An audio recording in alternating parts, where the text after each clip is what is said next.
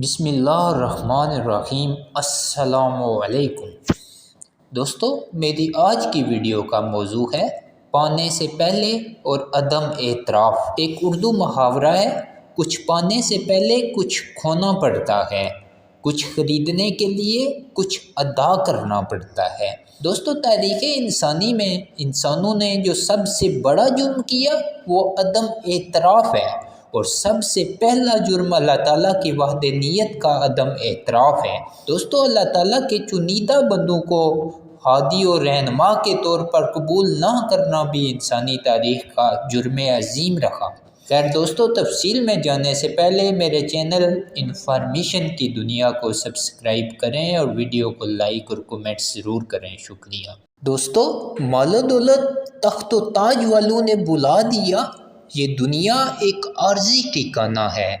دنیا کے فانی ہونے اور اعمال کی جواب دہی کا عملاً اعتراف ہمیشہ پستی کی دلیل بنا۔ زندگی سدا ایک جیسی نہیں ہوتی، دھوپ چھاؤں گرمی سردی کی طرح رحمت کے ساتھ ساتھ زحمت بھی زندگی کی اصل حقیقت ہے۔ زندگی اس سرد و گرم کا نام ہے، اور عقل مندی یہ ہے کہ اس کی ناخوشگواریوں کا خوشگواری کے ساتھ سامنا کیا جائے۔ تکلیف، غم، دکھ، پریشانی یا بیماری سے واسطہ پڑے تو جب تک اس حقیقت کا اعتراف نہ کر لیا جائے، اس سے نپٹنے کا طریقہ کیسے سمجھ آئے؟ زندگی اس سرد و گرم کا نام ہے، اور عقل مندی یہ ہے کہ اس کی ناخوشگواریوں کا خوشگواری کے ساتھ سامنا کیا جائے۔ زندگی کی مشکلات کا سامنا کرنے کا سب سے ناقص طریقہ یہ ہے کہ حقارت اور منفی زاویے سے اس کا سامنا کیا جائے۔ دوستو، زندگی کی ذمہ داریاں نبھانا ایک مشقت طلب کام ہے۔ جو فرد اپنی ذمہ داری کا، اپنے عہدے کا اعتراف سچے دل سے کرتا ہے، وہ اس کو احسن طریقے سے نبھانے کا اعتراف بھی کرتا ہے۔ جو شخص اپنے عہدے سے، اپنے کام سے بے ایمانی کرتا ہے، اپنی ڈیوٹی سے انحراف کرتا ہے، تو اپنے عہدے سے انصاف کیسے کرے گا؟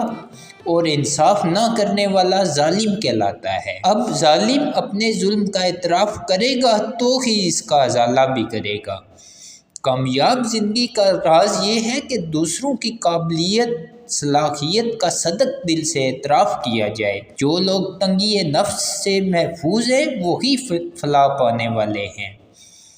دوسروں کے راستے تنگ کرنے والے، دوسروں کو اللہ سبحانہ تعالیٰ نے جو کچھ عطا کیا ہے اس کا اعتراف نہ کرنے والے حاسد کہلائے جاتے ہیں۔ دوستوں، میں بتاتا چلوں، مولانا جلال الدین رومی سے کسی نے سوال کیا کہ حسد کسے کہتے ہیں؟ تو انہوں نے جواب دیا، دوسروں میں خیر و خوبی، نعمت، کامیابی کو تسلیم نہ کرنے کا نام حسد ہے۔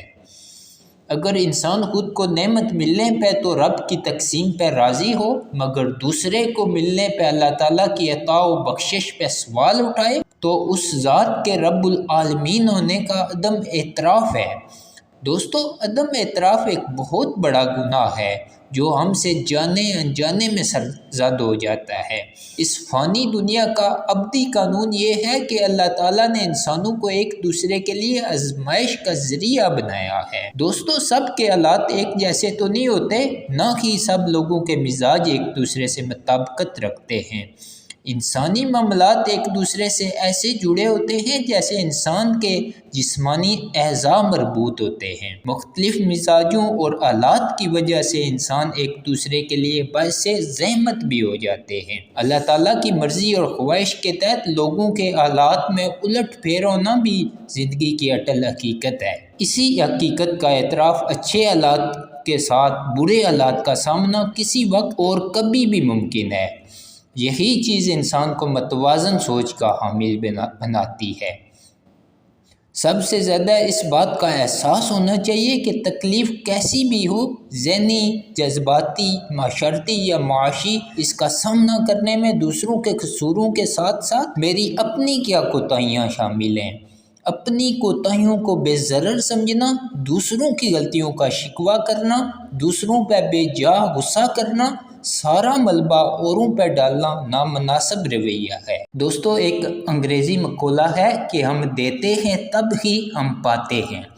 دنیا کے بنانے والے نے دنیا کا یہ قانون مقرر کیا ہے کہ یہاں جو دیتا ہے وہی پاتا ہے۔ جس کے پاس دینے کے لیے کچھ نہ ہو اس کے لیے پانا بھی اس دنیا میں مقدر نہیں ہوتا۔ ہمارے چاروں طرف کی دنیا میں اللہ پاک نے اس اصول کو انتہائی کامل شکل میں قائم کر رکھا ہے۔ یہاں ہر چیز کو اگرچہ اپنے وجود کو قائم رکھنے کے لیے دوسروں سے کچھ لینا پڑتا ہے، مگر ہر چیز کا یہ حال ہے کہ جتنا وہ لیتی ہے اس سے زیادہ دینے کی کوشش کرتی ہے۔ درخت کی مثال لیجئے، درخت زمین سے پانی اور معدنیات لیتا ہے، وہ ہوا سے نائٹروجن لیتا ہے، وہ سورج سے حرارت لیتا ہے، اور اس طرح پوری کائنات سے اپنی غذا لیتے ہوئے اپنے وجود کو کمال کے درجہ تک پہنچاتا ہے، مگر اس کے بعد اس کا پورا وجود دوسروں کے لیے وقف ہو جاتا ہے۔ وہ دوسروں کو سایہ دیتا ہے، لکڑی دیتا ہے، پھل پھول دیتا ہے، وہ ساری عمر اسی طرح اپنے آپ کو دوسروں کے لیے وقف رکھتا ہے، یہاں تک کہ وہ ختم ہو جاتا ہے۔ یہی حال دوستو کائنات کی ہر چیز کا ہے۔ ہر چیز دوسروں کو دینے اور دوسروں کو نفع پہنچانے میں مصروف عمل ہے۔